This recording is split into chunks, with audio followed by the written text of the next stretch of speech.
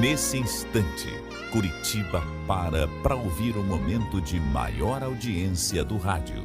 Renato Gaúcho apresenta... Eu não me acostumo sem seus beijos. A música da minha vida. E não sei viver sem seus abraços. Já era bem tarde. Quase 1h30 da manhã. Meu noivo tinha acabado de me deixar no portão de casa. A rua estava deserta, escura. Não havia ninguém perto. Eu só esperando ver o Guilherme dobrando a esquina com o carro. E foi bem no momento em que me virei para entrar que escutei aquela voz. Fica quieta. Se der um pio, eu te enfio essa faca na barriga, vaca. Quieta! Eu não tive nem tempo de me virar para ver quem era. Porque escutei aquela voz e já senti alguém me agarrando por trás e tapando a minha boca. Eu ainda me debati, tentei me soltar, mas era um homem muito forte, tão forte que conseguiu me arrastar para o terreno baldio que existe ao lado da minha casa, sem que eu pudesse fazer nada. Nem gritar por socorro eu consegui. Me ameaçando com aquela faca, aquele infame arrancou as minhas roupas e me violentou. Ali mesmo, no meio do mato rasteiro, a menos de 100 metros da minha casa, sem que eu pudesse fazer absolutamente nada para evitar. Olha, ninguém queira saber o tamanho do meu desespero. Só quem sofreu uma experiência dessas é que sabe. Contar só não adianta. Se eu não tivesse esperado o Guilherme dobrar a esquina com o carro, se tivesse entrado assim que ele me deixou diante do portão, nada disso teria acontecido.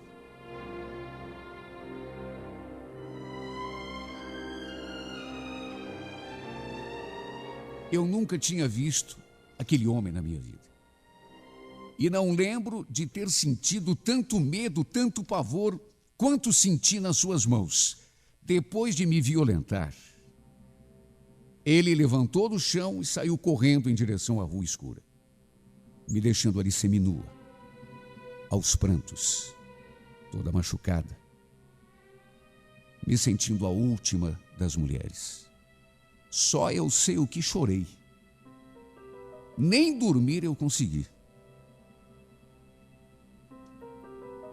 E o pior é que guardei aquilo tudo para mim. Não tive coragem de contar para ninguém. Nem para os meus pais e muito menos para o meu noivo. Fiquei com medo da reação dele. Mesmo que tivesse sido na marra, à força, contra a minha vontade, a gente nunca sabe como o homem vai reagir. Além do mais, contar para quê? Não ia adiantar nada. Nada podia mudar o que aconteceu. O problema é que quem me conhecia desconfiou que alguma coisa tinha acontecido comigo, até porque ninguém consegue passar por uma experiência dessa sem mudar pelo menos um pouco. Minha mãe foi a primeira. O que está acontecendo, hein, Sandra? Você andou brigando com o Guilherme? Não, mãe. Por que a senhora está perguntando isso? Ah, por que você anda tão esquisita? Meu Deus, você está estranha. Uma cara, sei lá. Aliás, o que é isso aí no teu cotovelo, hein? Andou se machucando?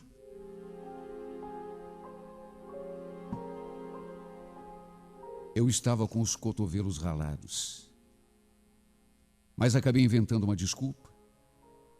E tudo ficou por isso mesmo.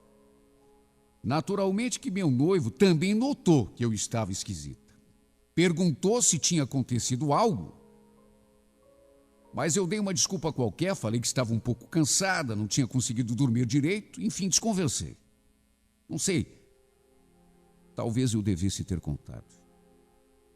Hoje, pensando melhor, eu chego a essa conclusão. Talvez devesse ter contado tudo. Para ele, para minha mãe, para o meu pai. Mas é como eu disse, a gente fica com medo. A gente não sabe a reação da outra pessoa. E depois tem a vergonha. Quem passou por isso sabe, tem a vergonha. Naturalmente que aquilo que aconteceu acabou mudando a minha rotina. Eu fiquei traumatizada e nem podia ser diferente.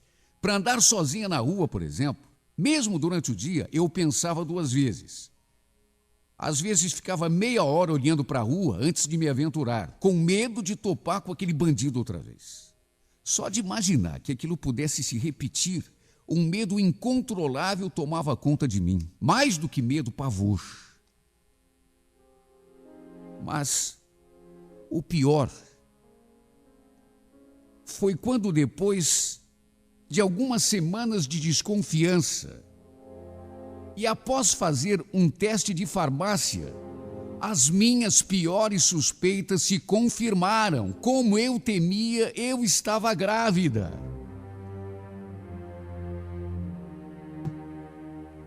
Entrei em pânico quando fiz as contas. Batia certinho com o dia em que eu tinha sido violentada. De modo que, se eu realmente estivesse grávida, e tudo indicava que sim, a criança só podia ter sido concebida aquele dia. Nem podia mesmo ser do Guilherme. Até porque a gente só fazia amor com camisinha, já que, para não engordar, eu tinha parado de tomar comprimido.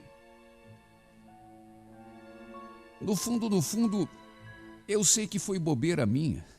Depois do que eu sofri, eu devia ter procurado um médico, ou pelo menos tomado a tal pílula do dia seguinte. Só que, meu Deus, eu fiquei tão nervosa, tão traumatizada, tão assustada, que na hora, nada disso me ocorreu.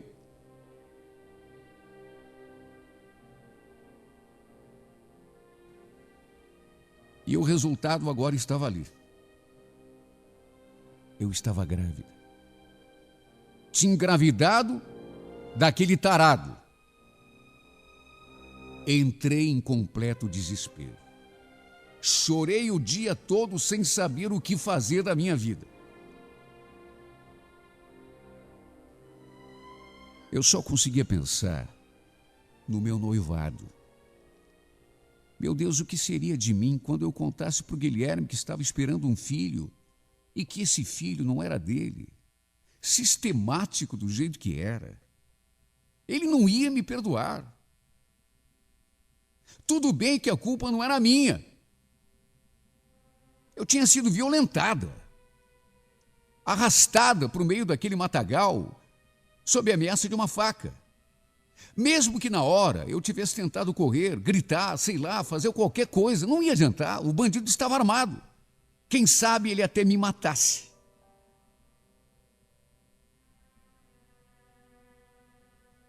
Olha, no auge do meu desespero,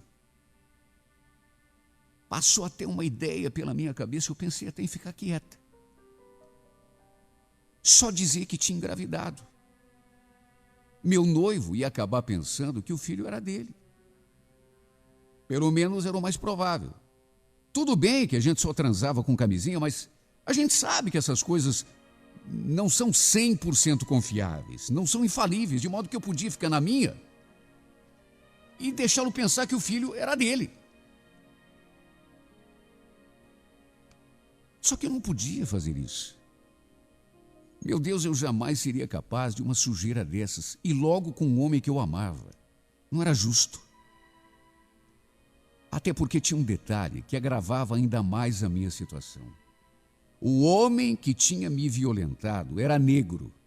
E com certeza, se o filho fosse dele, e tudo indicava que era, só podia ser, nasceria no mínimo bem moreninho, contrastando com a pele do Guilherme, que era clara. Como que eu ia explicar uma coisa dessas? O Guilherme era louro, não tinha como.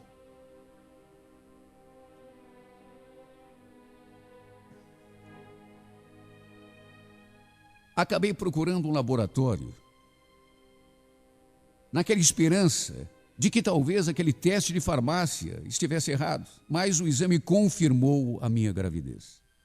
5 semanas. Fazendo as contas, não dava outra. Batia certinho com o dia do estupro. o que me deixou ainda mais desesperada.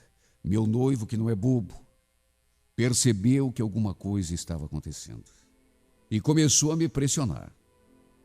O que está acontecendo, hein, Sandra?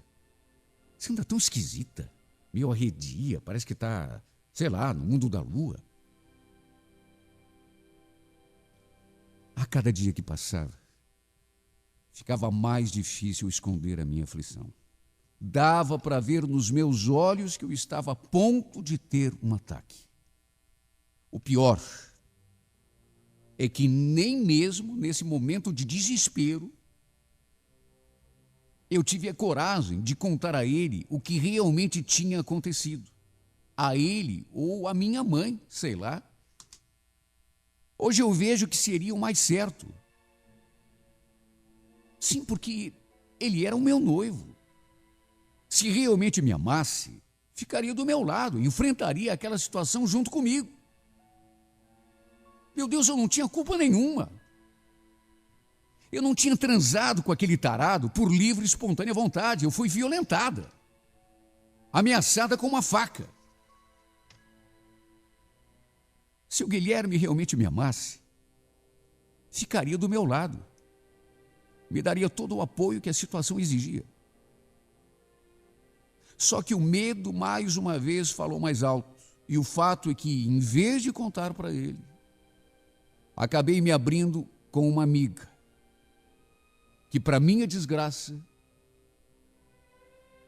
me deu o pior conselho que alguém poderia dar. Então, Sandra, eu tenho uma tia que mexe com umas ervas. De repente ela te prepara um chá e você bota para fora essa criança. Eu posso falar com ela se você quiser. Meu Deus, quem consegue raciocinar direito num momento de desespero? Eu estava tão desesperada, com tanto medo, sentindo que o meu noivado estava por um fio, que acabei aceitando aquela que naquele momento me pareceu ser a melhor saída, abortar. Essa amiga me arranjou tudo. Falou lá com a tia dela, que por sua vez me passou a receita e eu acabei tomando o tal chá abortivo. O problema é que alguma coisa deu errado, porque algum tempo depois de tomar o chá, eu comecei a me sentir muito mal e acabei indo parar no pronto-socorro.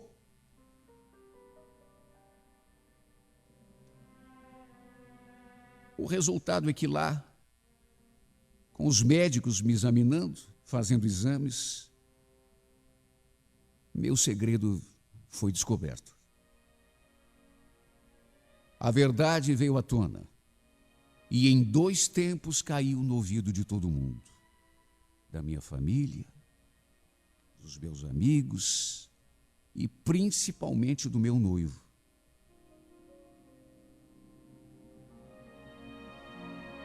Todo mundo ficou sabendo. Eu estava grávida e tinha feito um aborto.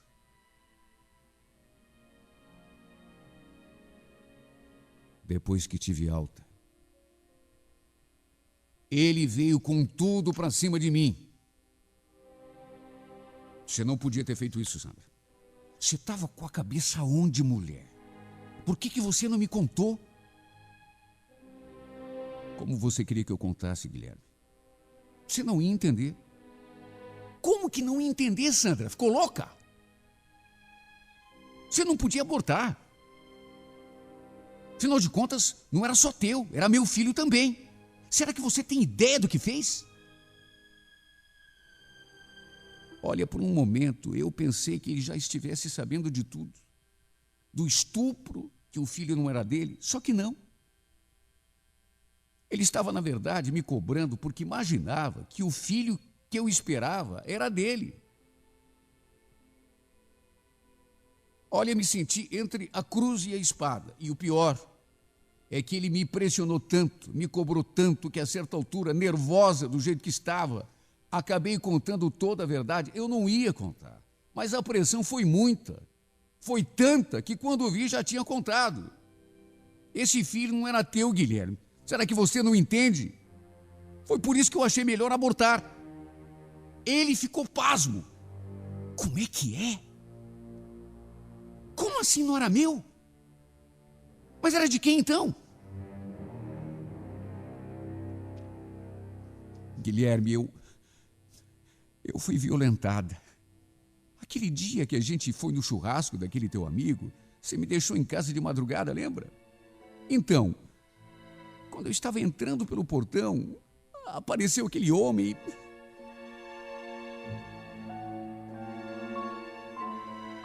Só Deus sabe como foi difícil eu contar. Porque a cada palavra era como se eu estivesse revivendo os momentos de pavor que passei sob a ameaça daquele bandido. Mas já que tinha começado, precisava ir até o fim.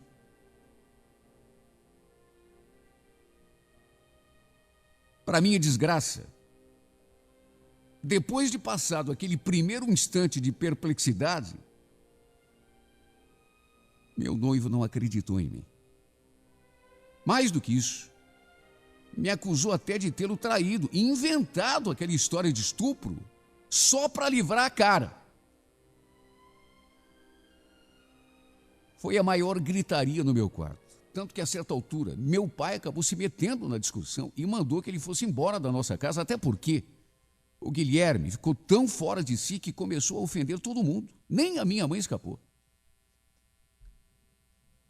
Olha, quase me internaram de novo, de tão mal que eu fiquei.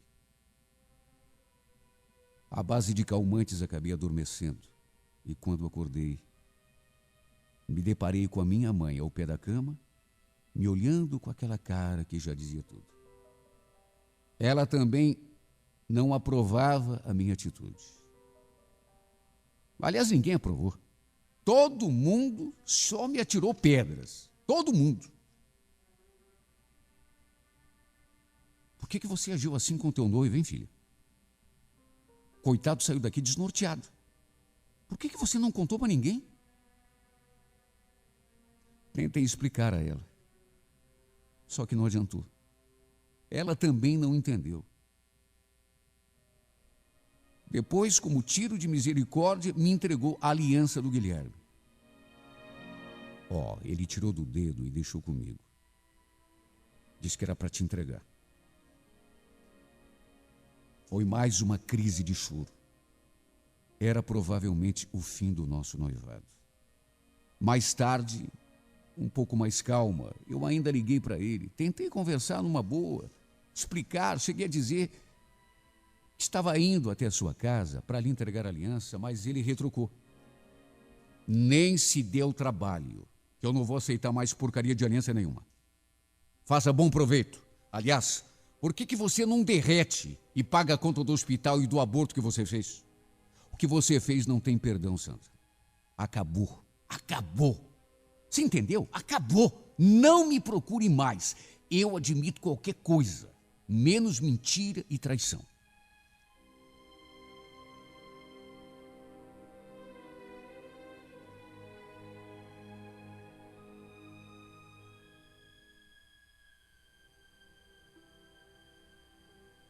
Não teve jeito, ele não quis acreditar em mim. Botou na cabeça que eu tinha traído e não quis nem me ouvir. Por mais que eu tenha explicado, por mais que eu tenha jurado, ele não acreditou que eu sofri um abuso. E eu não sei mais o que fazer para fazê-lo acreditar. Segundo ele, se fosse mesmo verdade que eu fui violentada, teria contado na hora. Para minha mãe, pelo menos, só que eu não contei para ninguém. Eu fiquei com medo. Meu Deus, será que ninguém me entende?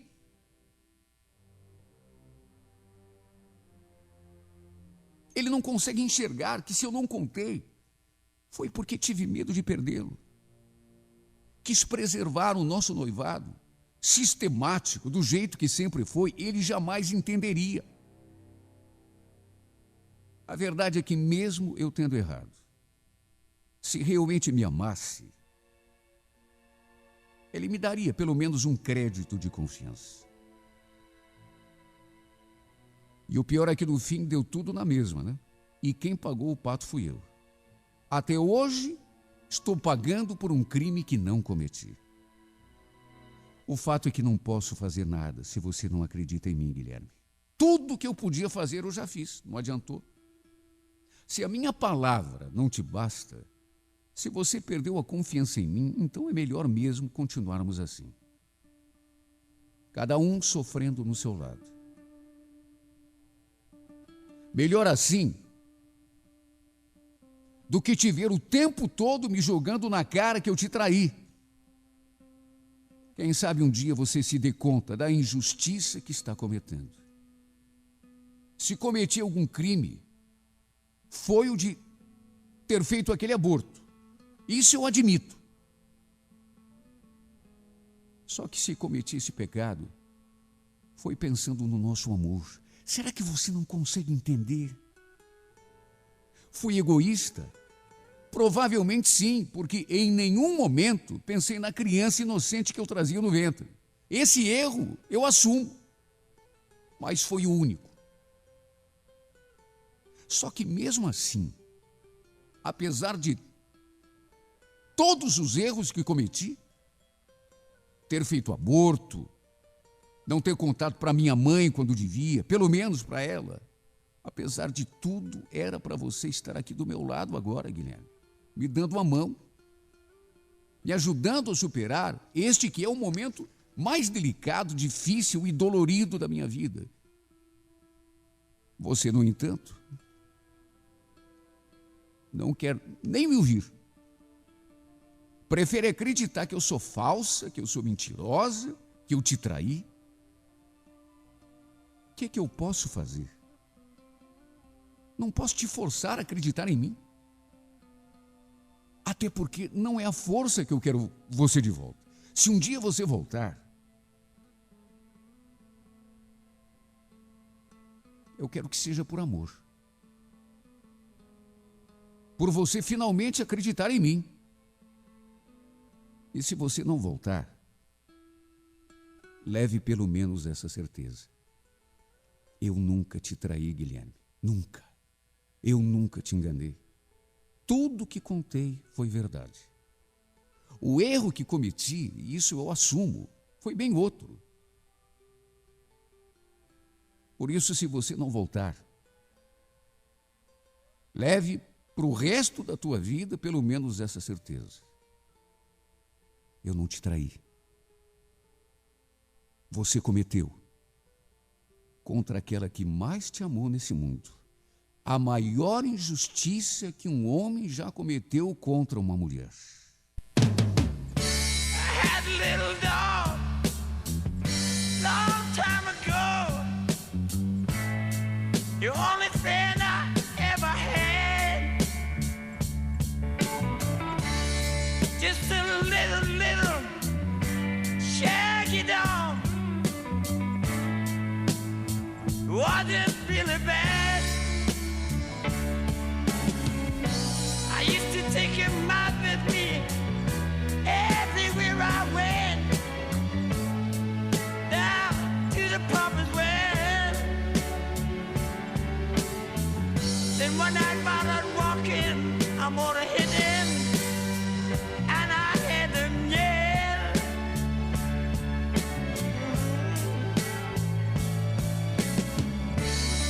He used to wake me up every day with his beady eyes and his feet scratching at my face, telling me it was time to rise out into the street, over to the park where he could run and play. But now that's all over, 'cause I'm gonna hit him and took him away. Ah, Charlie, my little friend. Charlie, my little dog. Charlie, Charlie, my only friend.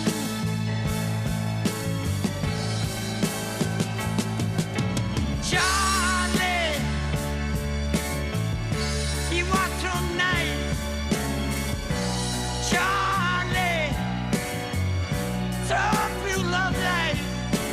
Charlie, Charlie, my only friend.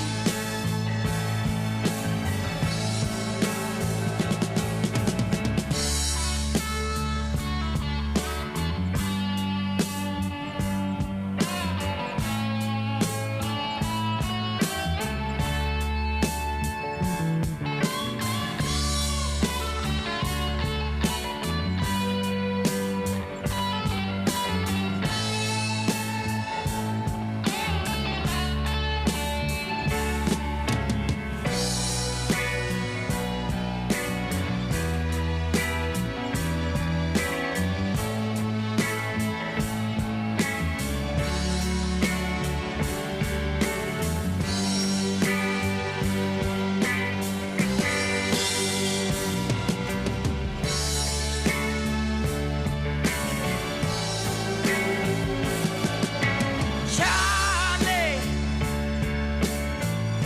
my little dog. Charlie, my little friend. Charlie, the only friend I ever had.